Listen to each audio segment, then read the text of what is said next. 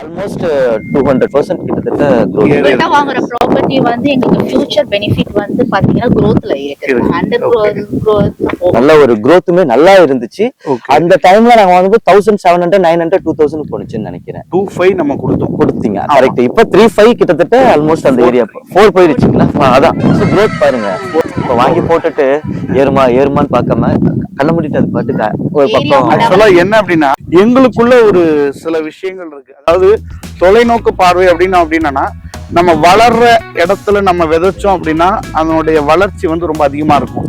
ஒருவேளை நமக்கு ரொம்ப சிட்டி பக்கத்துல பாக்குறோம். இப்போ உதாரணத்துக்கு நம்ம கண்டிகையில இருந்து 1/2 கிலோமீட்டர்ல பாத்தீங்கன்னா இன்னைக்கு 4 to 4500 நியர்பை போயிடுச்சு. இன்னைக்கு அந்த இடத்துல நம்ம வாங்கணும் அப்படின்னு நினைச்சோம்னா இன்னைக்கு நிறைய அமௌண்ட்டை நம்ம செலவு பண்ணணும். நம்மளுடைய லைஃப்ல உதாரணத்துக்கு ஒரு 1000 ஸ்கொயர் ஃபீட் வாங்குறோம் அப்படின்னா 45 லட்சம். 1000 ஸ்கொயர் ஃபீட் இங்க வாங்குறீங்கன்னா ஒரு 26-27 லட்சத்துல நீங்க வாங்கிடலாம். இந்த 27 லட்சத்துக்கும் 45 லட்சத்துக்கும் உள்ள வேறுபாடு தான் நம்முடைய இன்வெஸ்ட்மெண்ட்.